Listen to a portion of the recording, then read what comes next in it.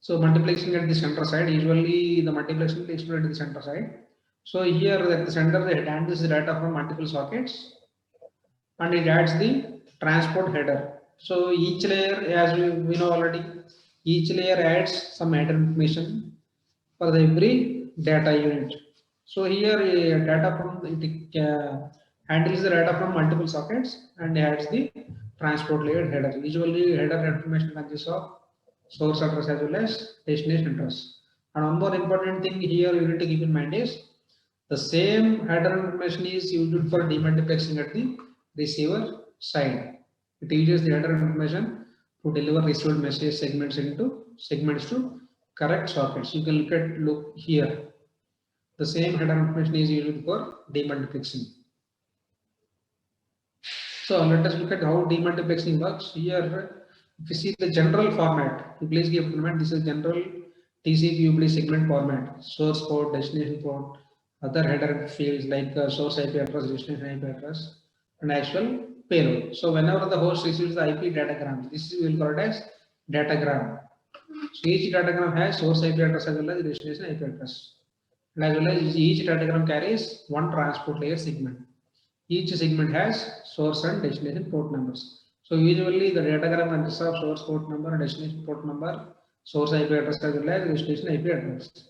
Here the host uses IP addresses and port numbers to direct the segments to appropriate sockets. Based on the destination IP address and port numbers, it will direct the socket to the data to the appropriate socket.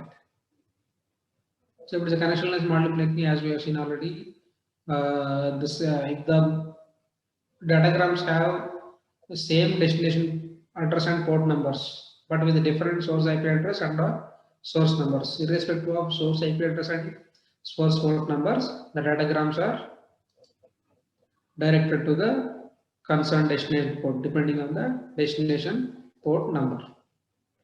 So in this example, you can observe here, here we are considering three datagrams. One is the port number 9157, 5775 and 6428. You can observe the communication between how this demultiplexing takes place. Here connectionless demultiplexer means user datagram protocol. If it is a user datagram protocol, that data unit will call it as datagram. Here we are going to mention the source port number as well as the destination port number for every datagram. You can observe here. It shows the source port number and destination port number for every datagram.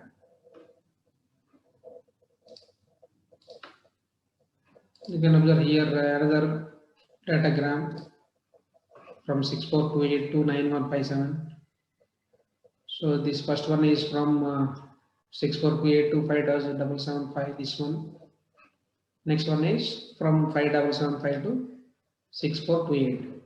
So in a connectionless protocol, in user datagram protocol, each datagram is mentioned with source port number as well as the destination port number. So let us look at the connection oriented demultiplexing. In connection oriented demultiplexing, each socket.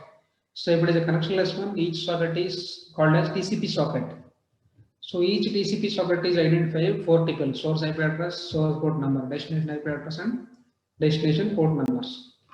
So here the receiver is going to use all these 4 values to direct the segments into appropriate socket. Okay, each socket is identified by 4 tuples. This example also we have seen in the last class. You can observe here it is in connection oriented. Here you can observe the thing each datagram, here no datagram, each segment, each data segment is specified with source IP address and source port number, destination IP address and destination port number. As we have seen already in the connectionless one. In connectionless one, datagram is specified with only source port address and destination source port number and destination port number. But in a connection oriented TCP, each data unit is specified with source IP address and port number, destination IP address and port number. That is the important thing you need to keep in mind. In a connection oriented TCP socket is identified with 4 tuple: source IP address and source port number, destination IP address and destination port number. Now let us look at the connectionless transport, that is user datagram protocol. As we have seen already in this, because of no physical compulsory connection between sender and receiver, the segment may be lost. The data delivered out of order segment may deliver out of order to the application layer, because it is a connectionless protocol, user data protocol. The standard is RFC 768. Can anyone tell the full form of RFC?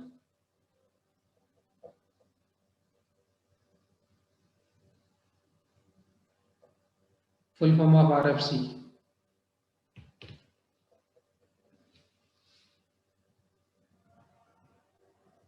So without looking at the Google,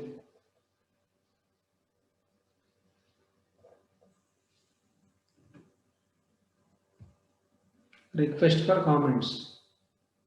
Request for comments. So because it is a connectionless protocol, no handshaking between sender and receiver. Because of UDP protocol, we are calling the receiver as UDP sender and the sender as the UDP sender, receiver as UDP receiver. No handshake between sender and receiver.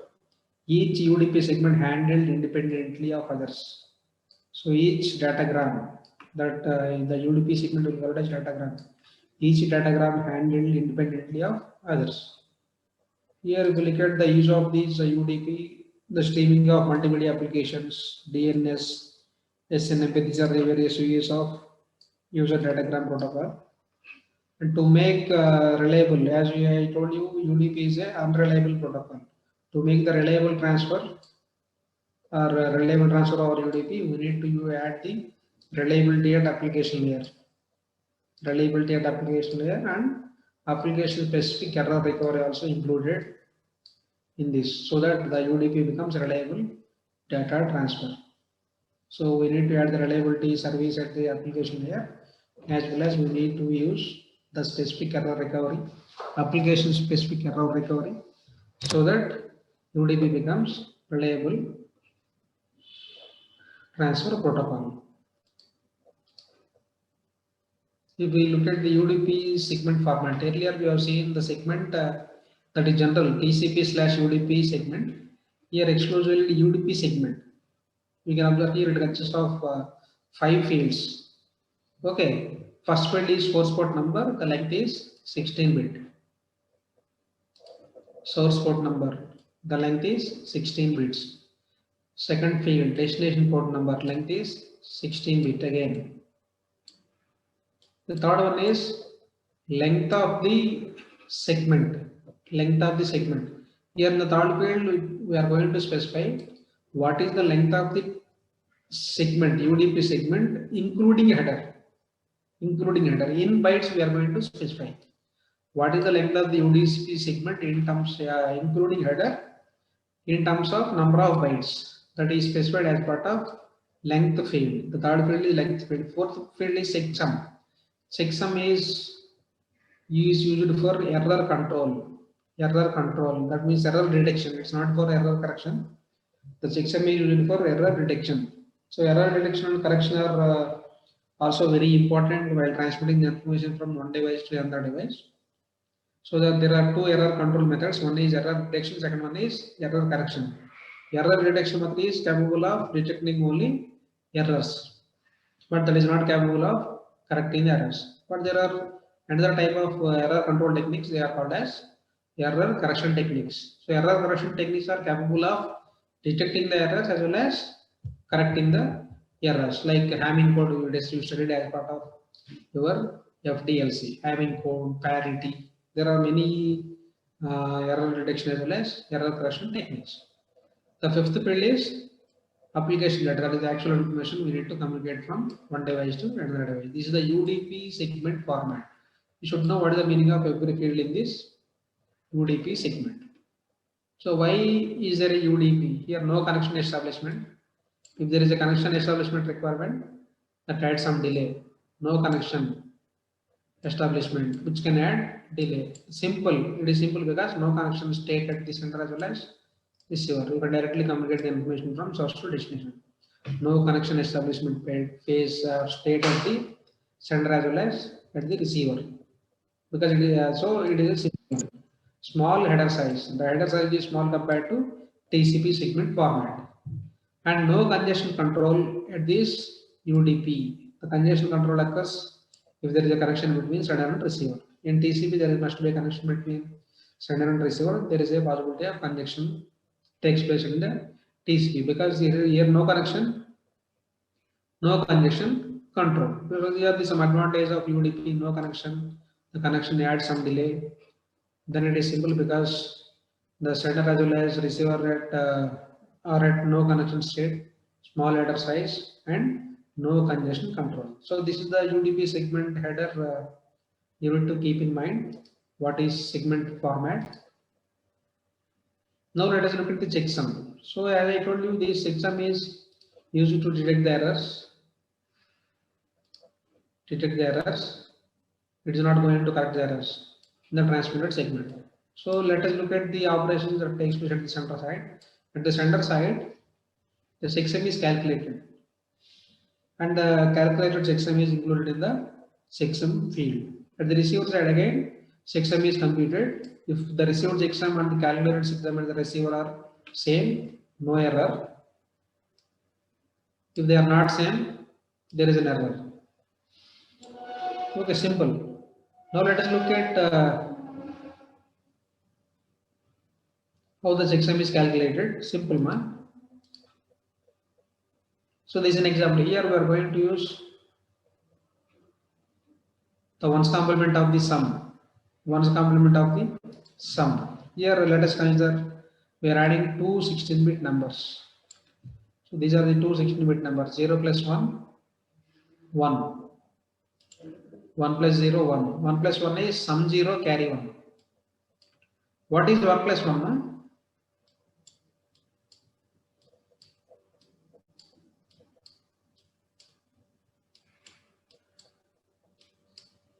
What is 1 plus 1 in binary logic?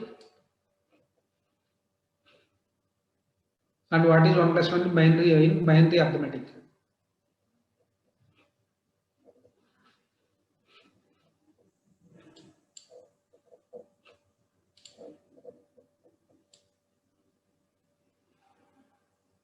Roll number 2.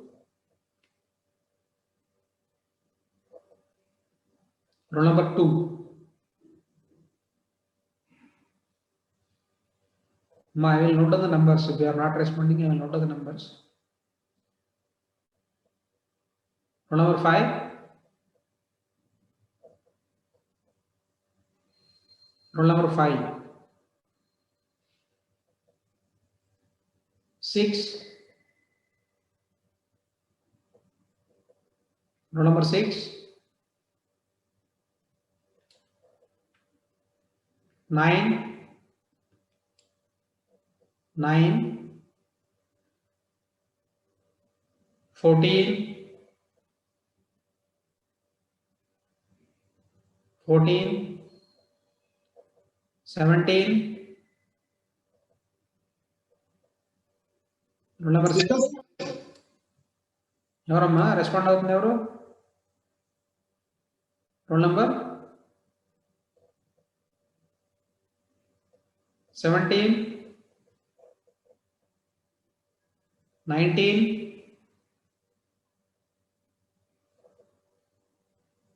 20,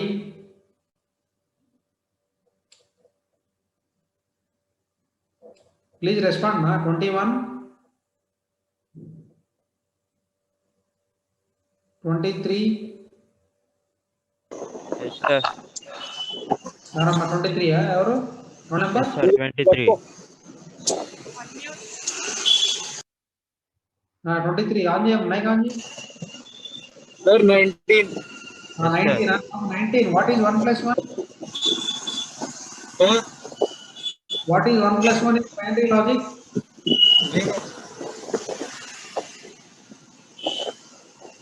Hello. What is 1 plus 1 in binary logic?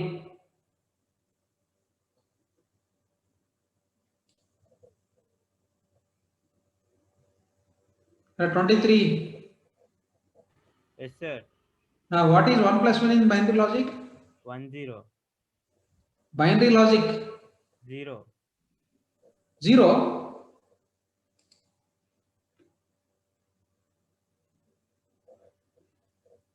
In binary logic, 1 plus 1 is 1.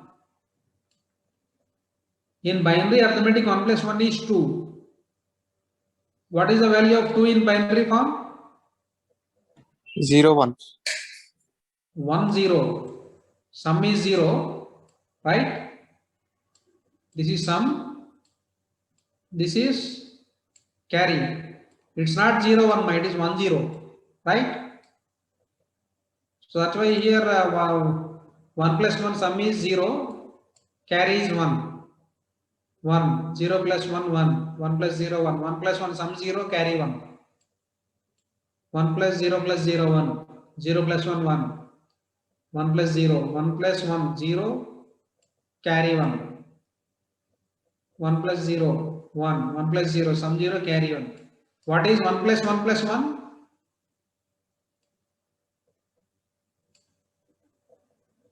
1 plus 1, sum 0, carry 1, 0 plus 1, 1, sum 1 as well as carry 1. Here the carry obtained at the MSB is discarded in this calculation. So here we are adding two 16-bit numbers and this is the sum. Here in this example we are going to use the checksum as 1's complement of sum. So this is 1's complement, 0 becomes 1 and 1 becomes 0. It is simply interchanging of zeros and ones. Interchanging of zeros and ones is the 1's complement. So in our example, checksum is nothing but 1's complement of sum of two 16-bit numbers. Here we are going to use as a checksum. This checksum is kept in the checksum field. So what is the length of the checksum? What is the length of the checksum field?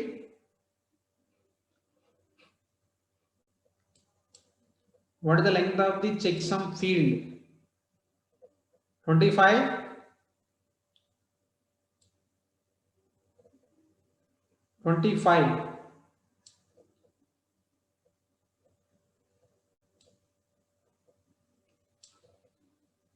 28, 29, 31. Yes, sir. What is the length of the checksum field? 16 bit. Okay. Your number? 31. Okay, thank you. So in this way we can calculate the checksum. So this is a simple example, a simple error detection method. Now let us look at the principles of reliable data transfer. So usually reliable data transfer takes place in the transmission control protocol. Why? Because there is a connection, dedicated connection between sender and receiver. Usually TCP provides reliable data transfer. Now let us look at what are the principles of reliable data transfer. Then we'll see, we'll discuss about TCP. Then congestion control in TCP. What are the principles of congestion control and what are the TCP congestion control techniques. Now let us look at the principles of reliable data transfer. So it is very important in application, transport as well as link layers.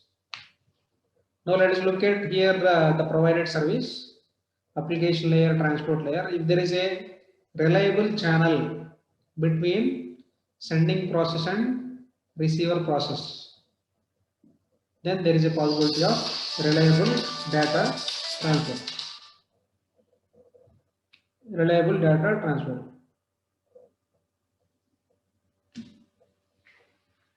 If there is an important, if the channel is reliable, then there is a possibility of reliable data transfer.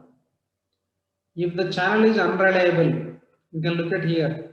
If the channel is unreliable, service implementation, we need to include the reliable data transfer protocol, set the sender side as well as at the receiver side. RDT, please keep in mind, reliable data transfer protocols. In short form, we will call it as RDT. If the channel is unreliable, we need to use the reliable data transfer protocols at the sending side as well as at the receiving side, so that there is a possibility of reliable data transfer. If the channel is unreliable, if the channel is reliable, you can directly get the service. If the channel is unreliable, we need to use the reliable data transfer protocols at the sending as well as at the receiver side, so that you will get the reliable data transfer. Okay, the characteristics of unreliable channel will determine complexity of reliable data transfer protocol, RDT. Please keep in mind, RDT stands for reliable data transfer protocol. Reliable data transfer protocol. So now let us look at this RDT, reliable data transfer, unreliable channel. The same thing we are showing here, right? RDT stands for reliable data transfer underscore send the data.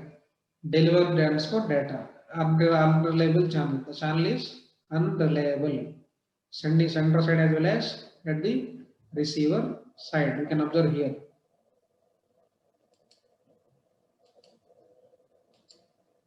So these are the four things that take place at the sender as well as receiver. So RDT underscore send is the data coming from the upper layer, like application layer, called from the above. So pass it to the deliver to receiver upper layer. Then this is called by RDT to transfer packet over unreliable channel to the receiver.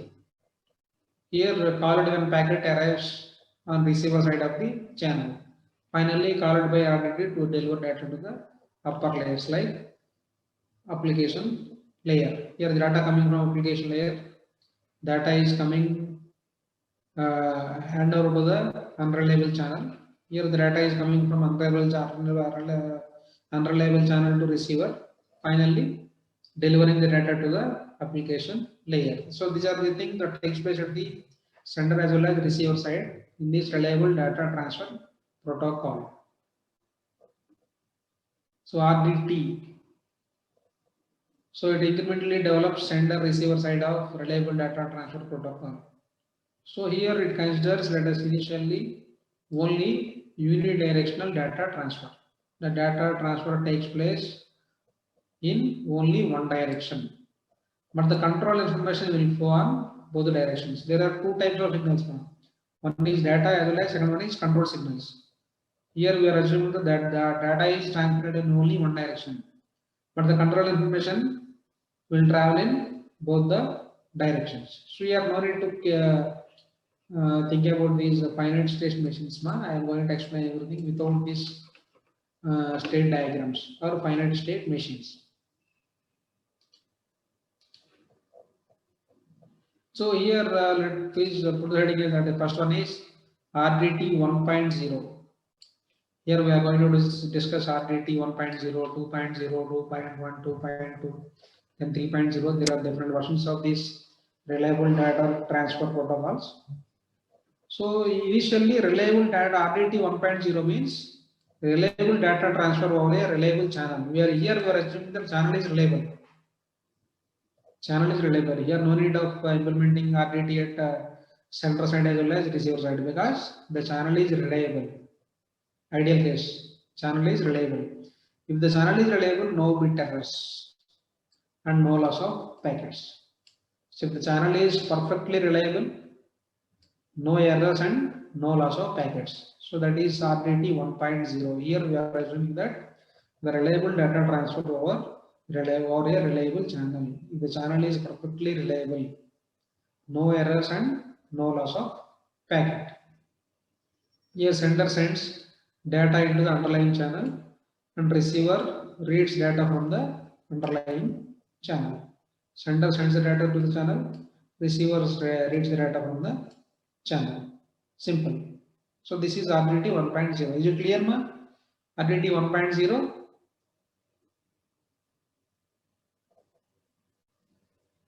Yeah, nothing we are going to implement because we are assuming the channel is objectively reliable. Is it clear?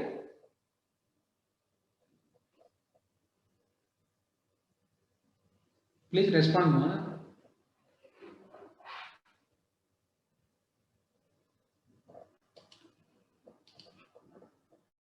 Then RDT 2.0. So let us assume that the channel with bit errors. There are some errors in the coming channel, in the communication channel. There is a possibility of errors in the communication channel. That is RDT 2.0. So if there are some errors in the communication medium, that can be avoided by using, as we have seen already, checksum to detect the bit errors. So here the thing is, the checksum is capable of detecting the errors, but it is not capable of correcting the errors. The question is how to recover from the errors. If the data is received with errors, how to recover from errors. So what is the best way of recovering the data from error?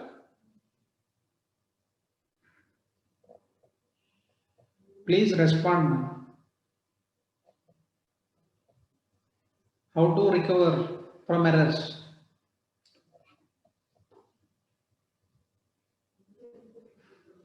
Hmm?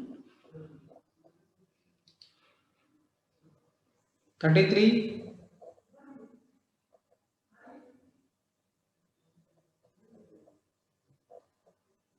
33. 34. 37. 39. 42. 43. 48. 49. 50. 53. 54. 55. 56. 58. 59. 60.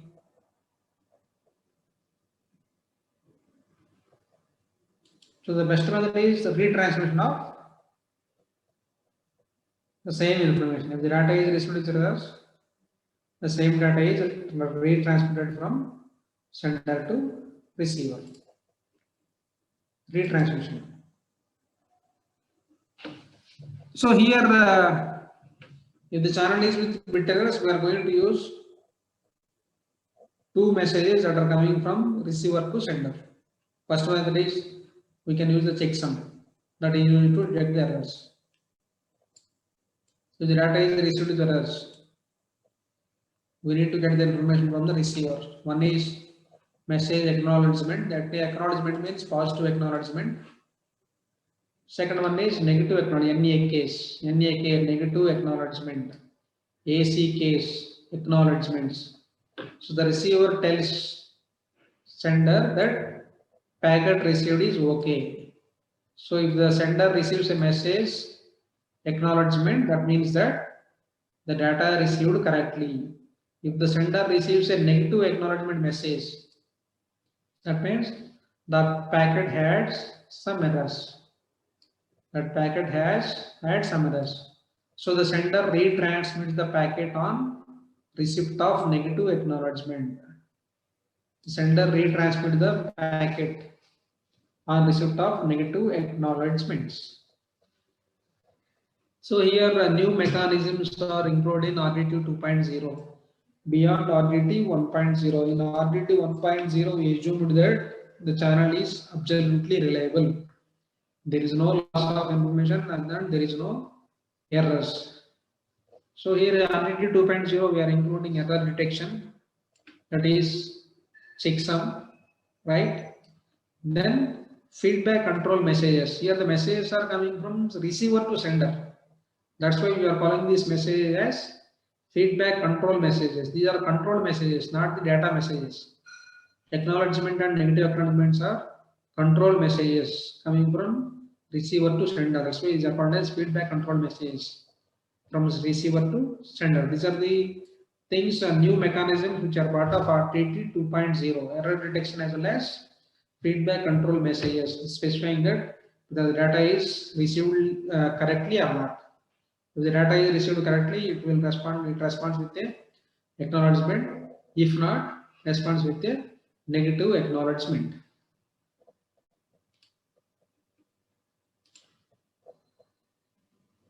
So these things are not required now.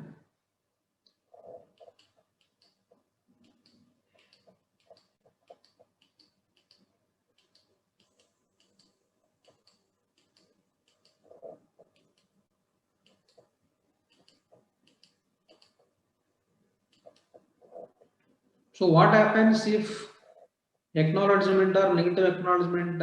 What happens if control signals or control messages are corrected? So sender does not know what happened to the receiver, cannot jump retransmit, because if they are retransmitting the information, if there is a loss of control messages, then there is a possibility of duplicate. So how to handle the duplicates? So sender retransmits the current packet if acknowledgement or negative acknowledgement is correct. Negative acknowledgement signals are corrected. Yeah, that's why here the sender adds the sequence number to every packet. Sequence number to every packet. So the receiver responds with the sequence number. So and so sequence number packet is detected with correctly or received correctly, or so and so sequence packet with so and so packet so and so sequence number is received not correctly. So that's why here we are going to use the sequence number, as well as one more thing is the receiver is capable of discarding the duplicate packets. So these are the two things. Here what happens if the ASIC or NAK is corrected? If acknowledgement or negative acknowledgements, if the control messages are corrected, usually sender retransmits those packets. Then there is a possibility of duplication takes place with the receiver. That's why here the sender adds sequence number to every packet, and the receiver responds with a sequence number of that packet. If it is received correctly, it sends a so packet number 1 is received correctly, packet number 2 is received correctly. The packet numbers are sequence numbers. One more thing is the receiver may discard the duplicate packets at the receiver side if it is having sequence numbers. So this is one problem if there is a possibility of corrupting the control messages. Control messages are acknowledgement and negative acknowledgement messages. So here the solution is the sender sends one packet and waits for receiver response. That we will call it as stop and wait. So till it receiving the acknowledgement from the receiver.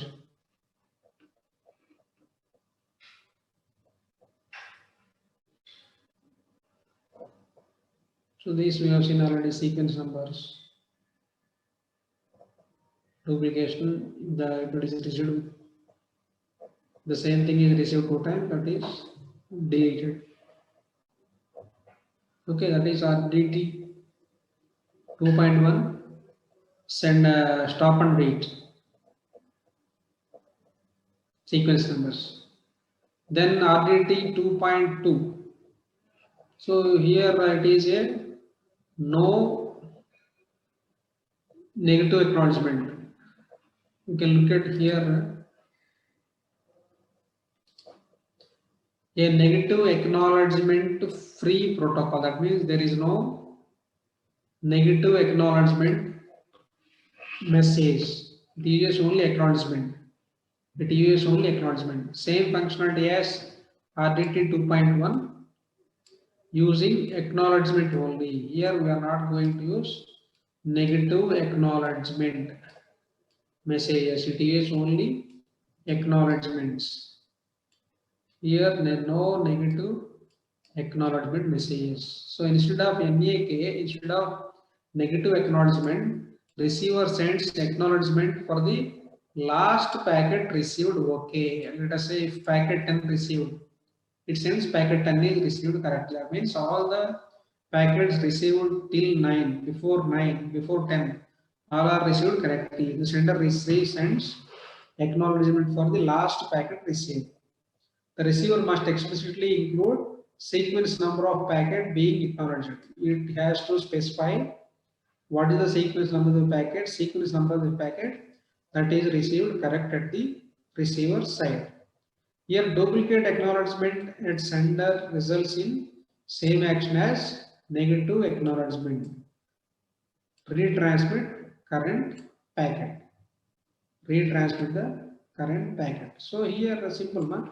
In RDT 2.2 we are not going to use negative acknowledgement. It uses only acknowledgements. So it sends a acknowledgements for the last packet received. So this is about RDT 2.2. So these things are not required finite stage machines. So here in RDT 2.0 we are assuming that channels with errors and loss. So earlier in RDT 2.0 we assumed that there are some errors, first one. So we'll use checksum. Second case, acknowledgement and negative acknowledgements. Then no negative acknowledgement. Stop and wait. Sequence numbers. But in the case of RDT 3.0, we are assuming that there are some errors in the channels with errors as well as loss of packets. Here we are assuming that there is a loss of packets, acknowledgements as well as data. Here this can be resolved by using checksum, sequence number, acknowledgements, retransmissions will be of help, but not enough. In RDT 3.0. So here the approach is the sender waits reasonable amount of time for acknowledgement. If acknowledgement is not received, it retransmit the information. Okay. If there is a delay in the acknowledgement message, but the acknowledgement is not lost, if there is a delay. So before that, after certain amount of time, the sender retransmit the same information.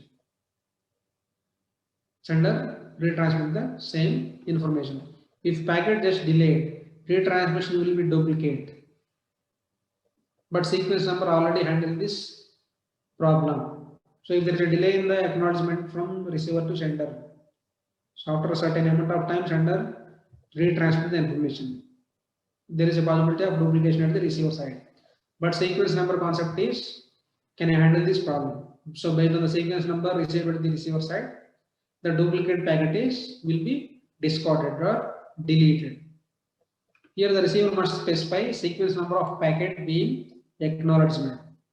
Here it requires countdown timer. Now let us look at this RDT 3.0.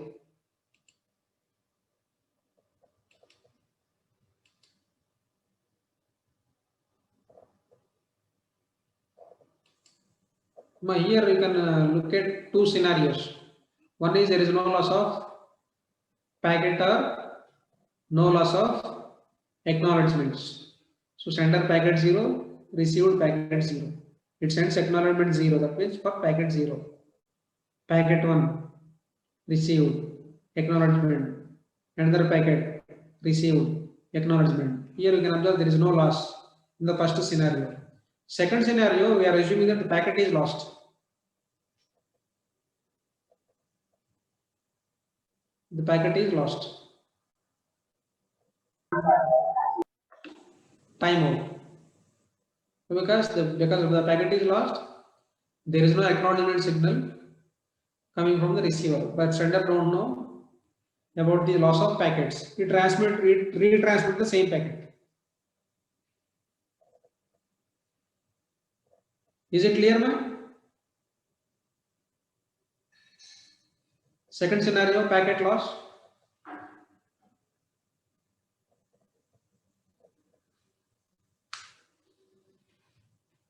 Loss of packet. Is it clear?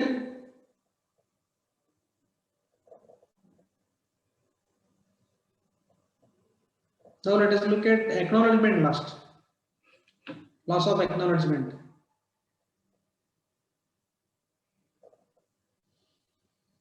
Because acknowledgement lost, after waiting time, it retransmit the packet 1 again. So it is duplicate message packet 1. By using the sequence number, the duplicate message is deleted. This is acknowledgement loss. The last scenario is premature timeout or delayed acknowledgement.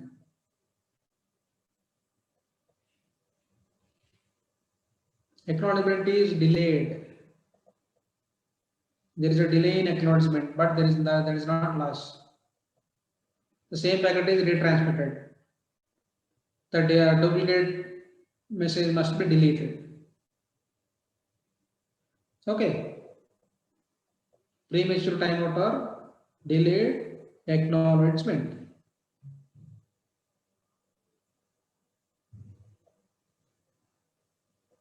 Because of delay, there is a possibility of duplication. Okay, we'll see the other things in our next class.